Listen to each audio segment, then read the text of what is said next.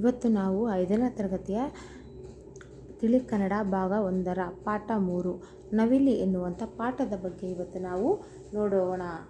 ನೀವು ನವಿಲು ಅಂತಂದರೆ ನೋಡಿದಿರಲ್ವಾ? ಪಿಕಾಕ್. ಜುಳು ಜುಳು ಹರಿಯುವಂಥ ನದಿ. ಜುಳು ಜುಳು ಹರಿಯುವಂಥ ನದಿ ಅಂದರೆ ಜುಳು ಜುಳು ಅಂತಂದರೆ ನೀರು ಹೋಗುವಂಥ ಬರುವಂಥ ಒಂದು ಶಬ್ದಕ್ಕೆ ನಾವು ಜುಳು ಜುಳು ಅಂತ ಕರಿತೀವಿ. ಹಚ್ಚ ಹಸಿರಿನ ಮೈದಾನ ಅಂದರೆ ಹಚ್ಚ ಹಸಿರಿನ ಮೈದಾನ ಅಂತಂದರೆ ಈ ಎಲ್ಲ ಕಡೆ ನೋಡಿದರೂ ಒಂದು ಹಚ್ಚ ಹಸಿರಿಂದ ಕೂಡಿರುವಂಥ ಒಂದು ಮೈದಾನ. ಕರಿ ಮೋಡದ ಅಲೆಗಳು, ತಣ್ಣನೆ ಗಾಳಿ, ಆಕಾಶದಲ್ಲಿ ಬಣ್ಣ ಬಣ್ಣದ ಕಾಮನಬಿಲ್ಲು. ಆಕಾಶದಲ್ಲಿ ನಾವು ಆಕಾಶ ಮೀನ್ಸ್ ಸ್ಕೈ, ಅಲ್ಲಿ ಬಣ್ಣ ಮೀನ್ಸ್ ಕಲರ್ಫುಲ್, ಕಾಮನಬಿಲ್ಲು ರೈನ್ಬೋ. ಜಿನುಗುವ ಸೋನೆ, ಜಿನುಗುವ ಅಂತಂದರೆ ಸೋನೆ, ಮಳೆ. ಆಗ ಹಕ್ಕಿಯೊಂದು ರೆಕ್ಕೆ ಬಿಚ್ಚಿ ಕುಣಿಯಲು ಆರಂಭಿಸಿತ್ತು. ಆವಾಗ ಏನಾಗುತ್ತೆ, ಹಕ್ಕಿಯೊಂದು ರೆಕ್ಕೆ ಬಿಚ್ಚಿ ಕುಣಿಯಲು ಆರಂಭಿಸಿತ್ತು. ನಮಗೆ ಹಕ್ಕಿ ರೆಕ್ಕೆ ಬಿಚ್ಚಿ ನೋಡಿದಾಗ ನಮಗೆ ಏನಾಗುತ್ತೆ, ಒಂದು ಸುಂದರವಾಗಿ ಕಾಣುತ್ತೆ. ನಾವು ಫಾರ್ ಎಕ್ಸಾಂಪಲ್ ನವಿಲು ಏನಾಗುತ್ತೆ, ರೆಕ್ಕೆ ಬಿಚ್ಚಿದಾಗ ಏನಾಗುತ್ತೆ, ಅದು ಕಣ್ಣಿಗೆ ನೋಡೋಕ್ಕೆ ಒಂಥರ ಸುಂದರವಾಗಿ ನಮಗೆ ಕಾಣುತ್ತೆ. ಆರಂಭಿಸಿತ್ತು. ಉದ್ದವಾದ ಗರಿ ಕೆದರಿತು. ಅದು ಬಣ್ಣ ಬಣ್ಣದ ಬೀಸಣಿಕೆಯಂತೆ ಕಾಣುತ್ತಿತ್ತು. ಅದು ಹೇಗೆ ಕಾಣುತ್ತಿತ್ತು, ಆ ಒಂದು ಉದ್ದವಾದ ಒಂದು ರೆಕ್ಕೆ ಗರಿಗಳು ಏನು ಕಾಣ್ತಿತ್ತು, ಅದು ನಮಗೆ ನಾವು ಒಂದು ಬೀಸಣಿಕೆ ರೀತಿಯಲ್ಲಿ ನಮಗೇನಾಗುತ್ತೆ, ಸೆಕೆ ಆದಾಗ ನಾವೇನು ಮಾಡ್ತೀವಿ, ಇವಾಗಂತೂ ಫ್ಯಾನ್ ಇದೆ, ಬಟ್ ಹಿಂದಿನ ಕಾಲದಲ್ಲಿ ಏನಾಗಿತ್ತು, ಆವಾಗ ನಾವು ಒಂದು ಬೀಸಣಿಕೆ ತೊಗೊಂಡು ನಾವು ಒಂದು ರೊಟ್ಟಿ ಥರ ಆ ಥರ ಯಾವ ಥರ ಬೀಸ್ಕೊತೀವೋ ಆ ಥರ ಒಂದು ಕಣ್ಣಿಗೆ ಕಾಣುತ್ತಿತ್ತು. ಕತ್ತನ್ನು ಅತ್ತ ಇತ್ತ ತಿರುಗಿಸುತ್ತದೆ ಅಂದರೆ ಕತ್ತನ್ನು ಏನಾಗುತ್ತದೆ, ಆ ನವಿಲು ಏನಾಗುತ್ತೆ, ಅದೊಂದು ಗರಿಗಳನ್ನು ಬಿಚ್ಚಿದಾಗ ಸ್ಪ್ರೆಡ್ ಮಾಡಿದಾಗ ಏನು ಕಾಣುತ್ತೆ, ನಮಗೆ ಒಂದು ಉದ್ದವಾದ ಗರಿ ಕತ್ತನ್ನು ಅತ್ತ ಇತ್ತ ತಿರುಗಿಸುತ್ತದೆ. ಅದರ ಗರಿಗಳಲ್ಲಿ ಸಾವಿರಾರು ಕಣ್ಣುಗಳು. ಅದು ಸ್ಪ್ರೆಡ್ ಮಾಡಿದಾಗ ಏನಾಗುತ್ತೆ, ಅದರ ಒಂದು ಗೆರೆಗಳಲ್ಲಿ ನಾವು ಒಂದು ಕಣ್ಣಿನ ರೂಪದಲ್ಲಿ ನಮ್ಮ ಕಣ್ಣಿಗೆ ಕಂಗೊಳಿಸುತ್ತದೆ. ಅವು ಪಳ ಹೊಳೆಯುತ್ತವೆ ಅಂತಂದರೆ ಶೈನಿಂಗ್ ಇರುತ್ತೆ. ಅದು ತಕತೈ ಎಂಬಂತ ಕುಣಿಯುತ್ತದೆ. ಅದೇನಾಗುತ್ತೆ, ನವಿಲು ಗರಿ ಬಿಚ್ಚಿದಾಗ ಏನಾಗುತ್ತೆ, ಅದರ ಒಂದು ನೃತ್ಯ ನೋಡಲು ನಮಗೆ ಕಣ್ಣಲ್ಲಿ ಏನೋ ಒಂಥರ ಆನಂದವನ್ನು ನಾವು ಕಾಣುತ್ತೇವೆ. ಅದರ ಒಂದು ಸುಂದರತೆಯನ್ನು ರಂಗಿನ ತುರಾಯಿ ಹೆಚ್ಚಿದೆ ಅಂತಂದರೆ ಏನಾಗುತ್ತೆ, ಅದು ನಮಗೆ ಅದು ರೆಕ್ಕೆಗಳನ್ನು ಬಿಚ್ಚಿದಾಗ ಅದು ನವಿಲು ನೋಡುವುದು, ಅದರ ಡ್ಯಾನ್ಸ್ ನೋಡಲು ನಮಗೆ ಒಂದು ಏನಾಗುತ್ತೆ, ಸುಂದರವಾಗಿ ನಮಗೆ ಒಂದು ಖುಷಿಯನ್ನು ತಂದು ಕೊಡುತ್ತದೆ. ಯಾವುದೇ ಹಕ್ಕಿ ಅದೇ ನವಿಲು ಅಲ್ಲವೇ? ಅದೇ ಯಾವುದೇ ಹಕ್ಕಿ, ರೆಕ್ಕೆಯನ್ನು ಬಿಚ್ಚಿ ಕುಣಿಯುವಂಥ ಹಕ್ಕಿ ಯಾವುದು ಅಂತಂದರೆ ನವಿಲು.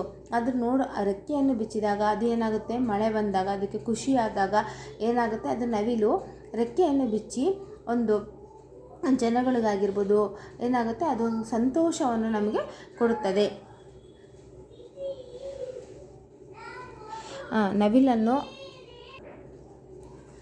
ನವಿಲನ್ನು ಮಯೂರ, ಶಿಖಿ, ಸಹಸ್ರಾಸ್ತ್ರ ಎಂದು ಕರೀತಾರೆ.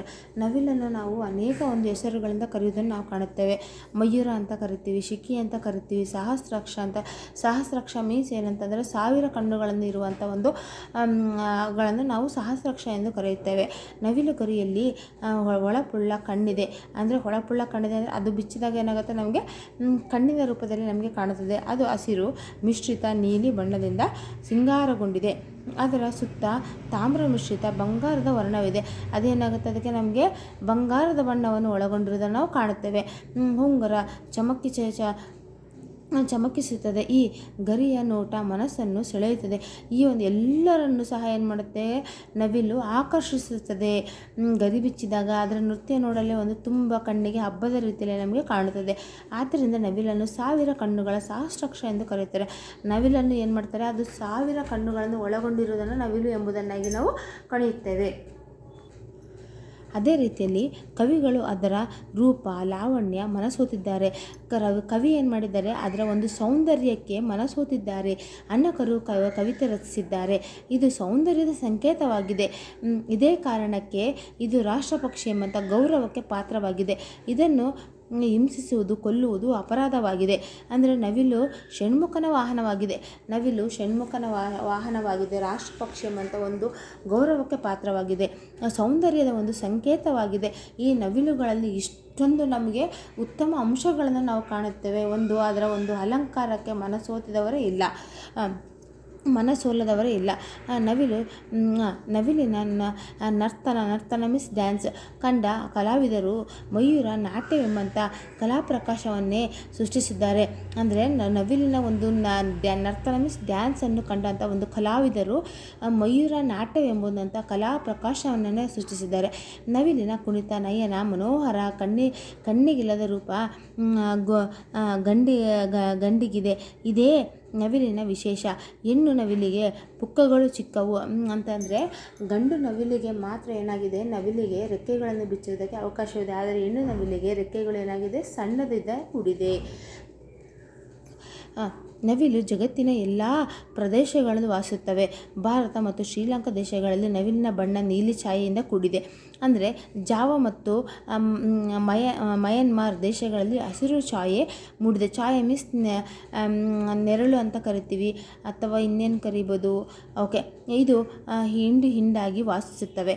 ಇವು 15 ವರ್ಷ ಜೀವಿಸಬಲ್ಲವು. ನವಿಲಿನ ವರ್ಷ ಎಷ್ಟಂದರೆ 15 ವರ್ಷಗಳು.